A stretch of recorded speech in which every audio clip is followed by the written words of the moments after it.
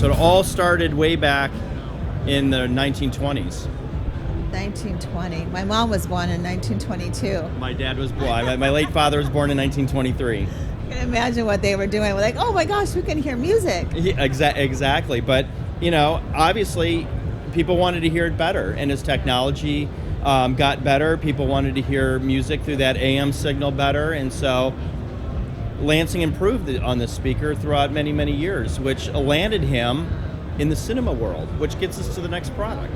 And that works, right? That's a radio that works? Yeah, this actually works. Wow. The tubes need to warm up, and it makes a lot of whistling noises, but ultimately it does work. What do we have here? So this is called the Lansing Iconic, and this is known as the very first studio monitor. And you know, obviously we're here at NAMM, and pretty much everybody you bump into has probably mixed something on a studio monitor. But this is the original studio monitor. And the reason why this exists is because our founder, James B. Lansing, created two-way cinema speakers in the 1930s for MGM Studios. So they needed a smaller form factor for smaller theaters, and they needed to mix and monitor music in the studio. And born was the Iconic. What's this right here?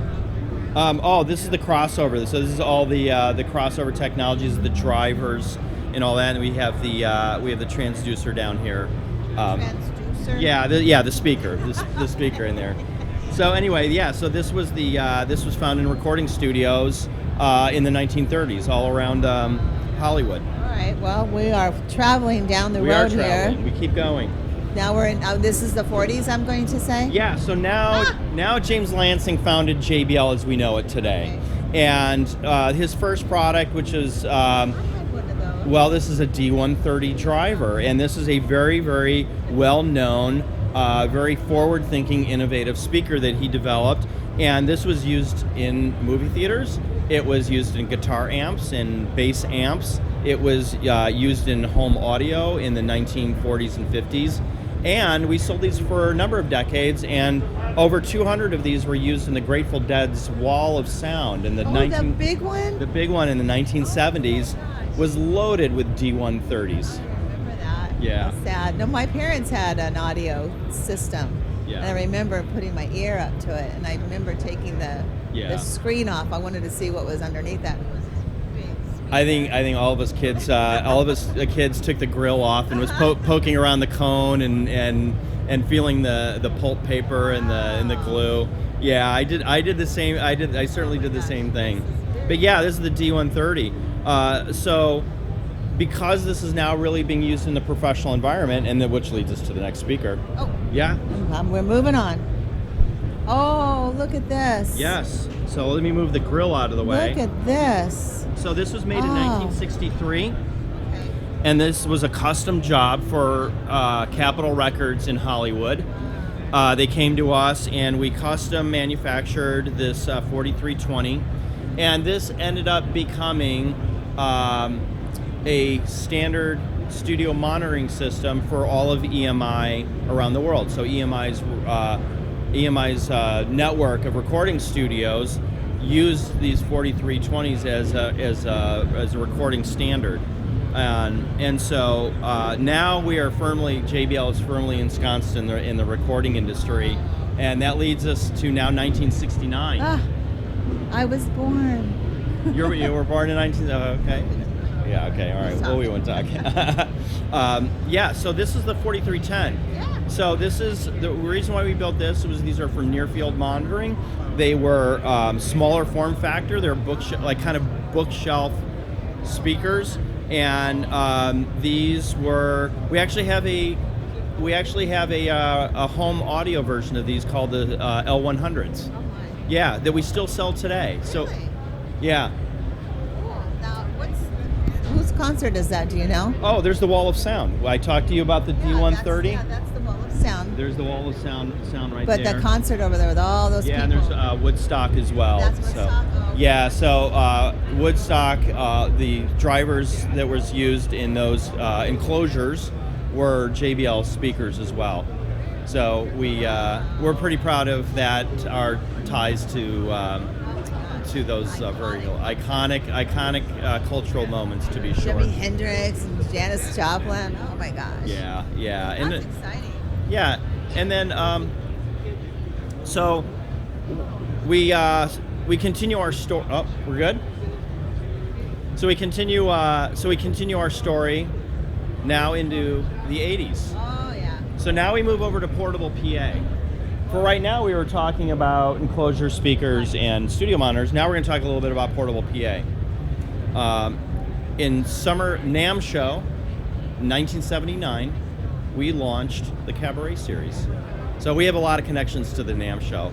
In fact, a lot of these speakers that you see, and a lot of the heritage speakers, we use the NAMM show as a launch platform for that. But this is the Cabaret series. So this was built for bands wanting to go gigging.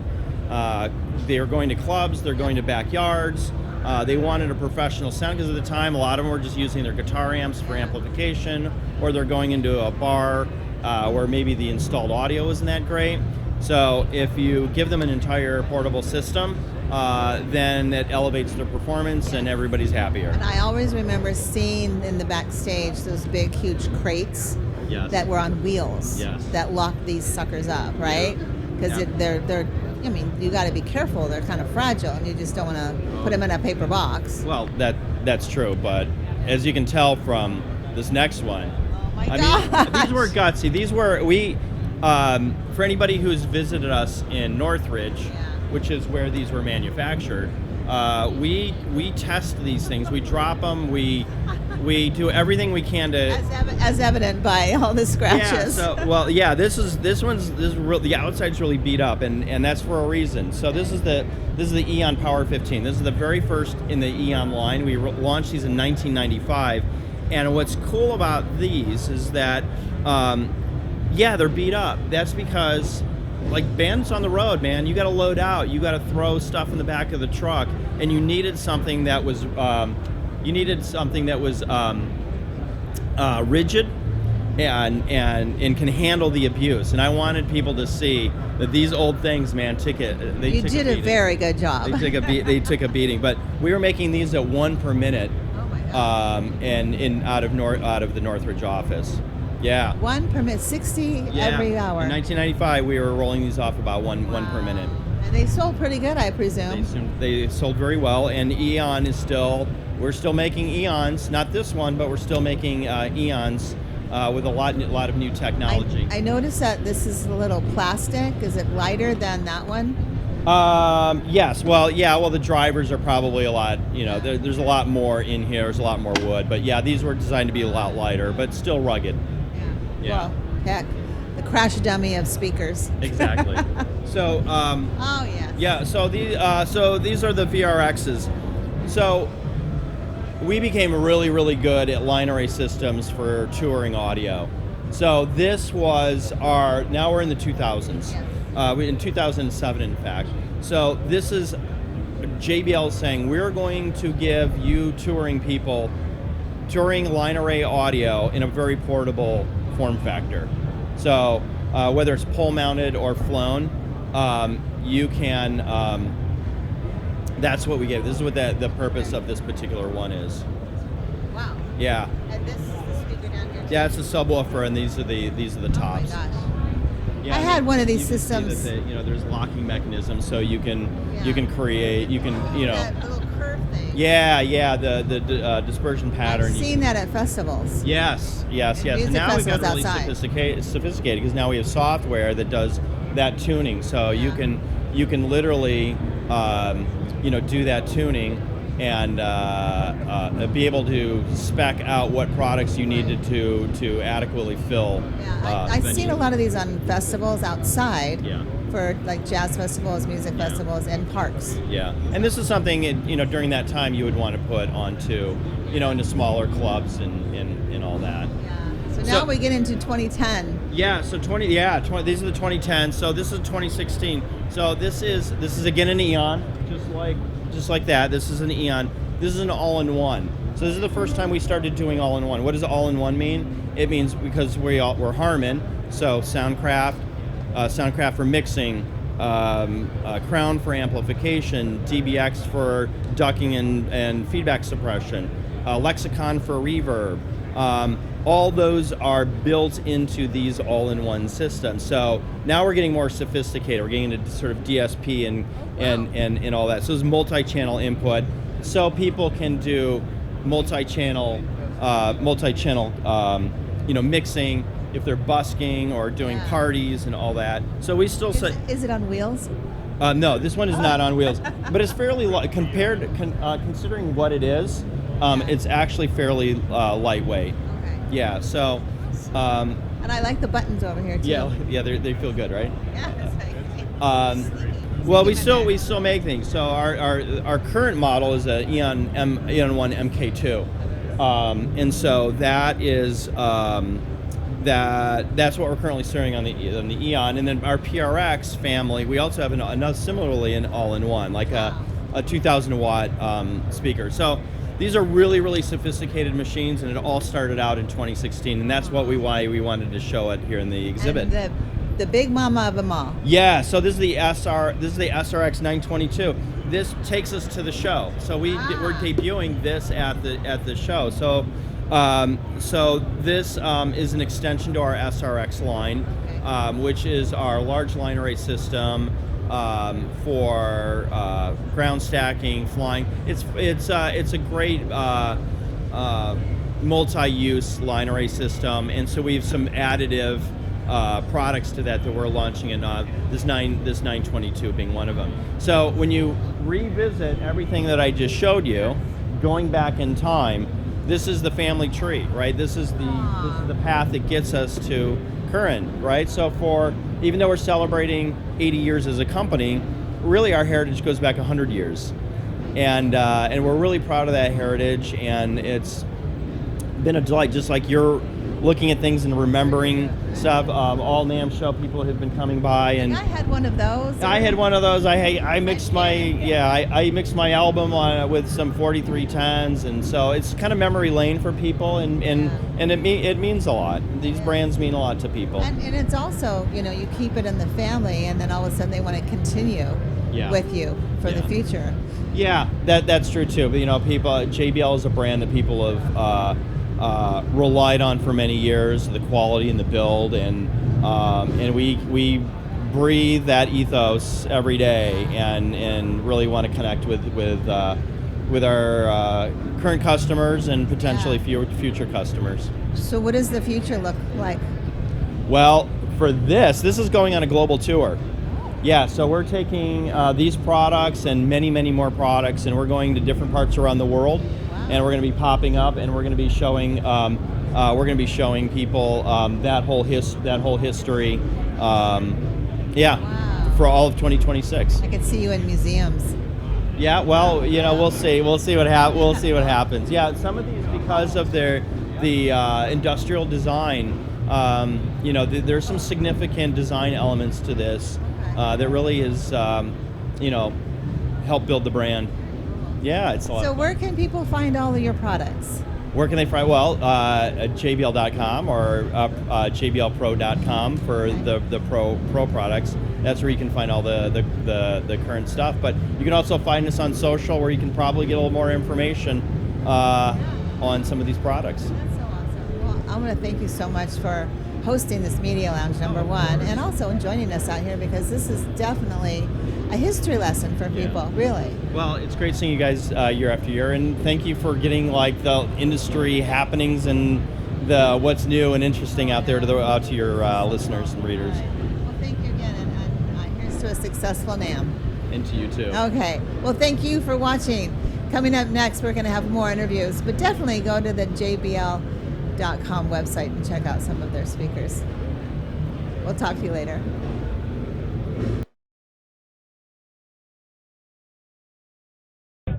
Hello and welcome back to Backstage 360. I'm Kelly Bennett, and we are here at the NAMM Media Lounge, sponsored by JBL and AKG. And with me is Eric Barnett, and he's got a long history of music, and he has a band. But I really want to know, Eric, is where did you start in music? Where did I get started? Far more years ago than I was going to admit. I started as a violin player. I went to Manhattan School of Music. I went to Juilliard summer programs. Had an awful case of teenage. How old were you? So I started playing it at age 5. 5. And I went to Manhattan School of Music when I was 12. Wow. And I played with the Princeton University Orchestra, and I had a terrible case of teenage rebellion, and I listened to progressive rock and heavy metal, and I ended up a guitar player. Didn't we all? It's all been downhill since then. So that's where you started. I did. And so you were, did you say Juilliard? Well, I went to Juilliard summer program. So it was like, and then I went to Manhattan School of Music, which was like the junior division. So if I'd stayed with it, I would have gone to either Juilliard or Manhattan School of Music. But I didn't because I was bad kid. How did you decide? I mean, what made you decide that you wanted to go in a different direction? It just, the music just sort of spoke to me, and it just, I love playing the violin, but the power of rock and roll just sort of like drugged me in, and I never got out. So what are you doing? You have a band? You are apparently with other bands? So I guess for this act, it kind of started in 2008. I was a finalist in a Guitar Player Magazine national competition, and that led to a record deal with my band Points North. We had a couple albums out on Magna Carta, which was like Liquid Tension Experiment, Steve Morse Band, bunch of things. We did some touring, which is how I first came across Backstage 360. In that band is Uriah Duffy, famous bass player. Okay. He's best known for having been in Whitesnake for 5 years, and so that was kind of like, that's my love. But then I also do stuff on the side, and I have a bunch of different projects because that's what all musicians do. And I do music also for video games. So I just did a bunch of minutes in a game called Microsoft Keeper for Xbox. And so that was pretty big. And then I did maybe 40 minutes for Marvel Heroes a few years back. So kind of a portfolio, which is like how all folks who didn't make mailbox money have to do it nowadays. Well, you have to have a couple of streams of income. Yeah, a bunch of different things.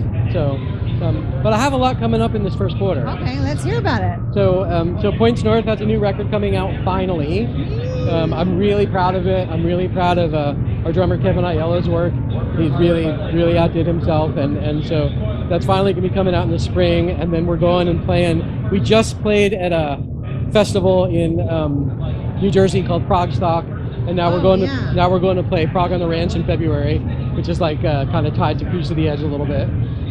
And then the three of us in Points North, we have a Rush tribute called Fred Barchetta, and that's with Darby Gould. And Darby's best known as the woman who replaced Grace Slick and Jefferson Starship, and she currently sings with Big Brother and the Holding Company, which is Janice's band. And so she sings Geddy Lee with us.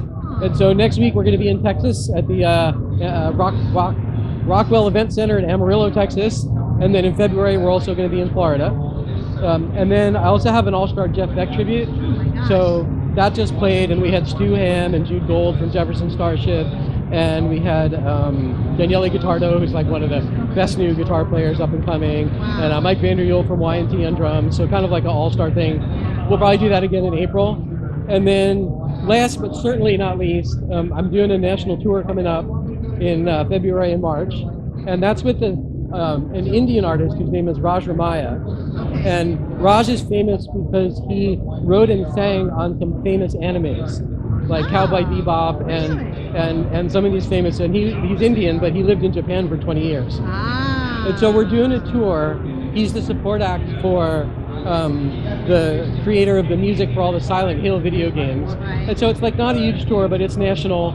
It's Los Angeles and Arizona and San Diego and Florida, and 2 nights at Irving Plaza in New York and Dallas and Austin, and like all the shows were sold out, so it really should be fun. And it's decent venues. It's like House of Blues in San Diego and Hard Rock Cafe, and so keeping busy doing different stuff. I'm exhausted just listening to you.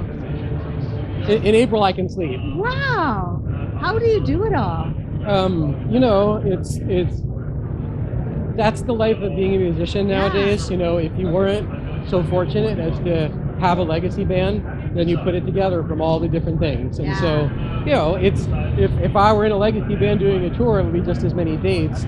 I just have to sort of piece it together from the different things that I have. So, and then I played Ronnie Lee, who you just had here. I played with Tara, and my girlfriend Tara, who's off camera there, is a bass player in the Ragdolls. And they're actually playing at the Hilton at 9 o'clock. on Saturday, and we Ragdoll? Ragdolls. They're Aerosmith tribute, all girl. Oh, Aerosmith tribute? Yeah, they're fantastic. Oh, who plays Steven Tyler? So it's singer? Susie is amazing. And she Susie Major. sing those. Absolutely, Really? she's fantastic. Wow. So and Tara's fantastic, but we also just played at Ronnie Lee's jam, so it's kind of a small world, you know. Oh, I know. Well, I'm so excited for you. So Thank you. Did I miss anything? Did I? I hope not, because they'll get mad at me. No, I'm just so impressed about all the different outlets that you have. Thank you, I appreciate that. You know, and to do and keep it all together. Well, that remains to be seen. Come talk to me in April, and I'll let you know if I kept it all together. But at the moment, that's the calendar. You will. You got it. Where can people find your music? So my band is on pointsnorthband.com. is my main band, and you can also find us on Facebook and Instagram. Facebook.com/pointsnorthband, and we have an Instagram. And then you can find Fred Barchetta, my Rush tribute, also online at fredbarchetta.com. And I also have a Journey tribute, although we're not playing that much. I forgot about that one. That's journeyunauthorized.com. And then a tribute to Jeff Beck is on Facebook, so you can find that there. And then you can find me and my profile, Eric Barnett. I'm on Facebook, I'm on Instagram. Instagram is, I think, ericbarnett.points.north. All right. So I think we got you covered. You got me covered. I'm easy to find. Wow. So, thank you guys for having me. You are been a minute. so welcome, and congratulations to you on all your success. Thank you so much. Seriously, you really are rocking it. Right on. Thank you so much. In more ways than one. Thank you. Pleasure to meet you. And thank you for watching. Don't go away. We've got more interviews coming up, so stay tuned.